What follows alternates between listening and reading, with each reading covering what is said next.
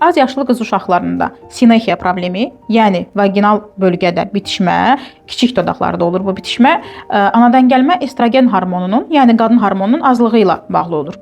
Uşaqda estrogen hormonu azlığı var. Eyni zamanda selikli qişada qıcıqlanma və qişanın nazilməsinə gətirib çıxarır.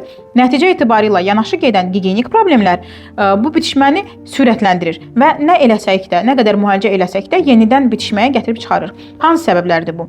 Əvvəla, hər dəfə bezi dəyişəndə uşağın altını ana sabunla yuyursa, əgər söhbət kiçik bayıra getməkdən gedirsə, kiçik bayıra getdiyi zaman bezini dəyişib sadə su ilə yuyub dəsmalla qurulamağınız kifayət eləyir. Əgər böyük bayıra gedirsə, kifayət qədər yaxşı yuyulmaması, sabundan istifadə olunmaması da buna gətirib çıxara bilər. Yəni sabundan istifadə eləmək böyük bayıra çıxanda vacib deyil. Vacib olan uşağın cinsiyyət orqanlarını düzgün şəkildə yumaq, yəni qayda olaraq düzgün yumaq və təmiz yumaqdır. Çünki təmiz yumadığımız zaman nəcis qalıqları orada qaldığı zaman həm qıcıqlanmaya gətirib çıxarır, həm infeksiyanın, yəni bağırsaq mikroflorasında olan infeksiyanın vaginal bölgəyə düşməsi, orada daha çox qıcıqlama və infeksiyaya, yəni vulvit və vulva vaginitə səbəb olması və nəticə etibarıyla belə bitişmənin əmələ gəlməsinə gətirib çıxarır.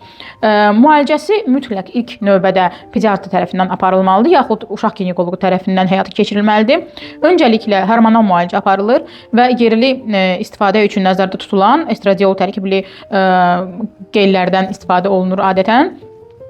Bunu təhlükəsiz olması üçün mütləq ki, həkim təyin etməlidir və müəyyən müddət ərzində izlənməlidir. Əgər davamlı baş verirsə və yaxud ümumiyyətlə yardım etmirsə, artıq cərrahi müdaxiləyə də, kiçik bir müdaxiləyə ehtiyac ola bilər.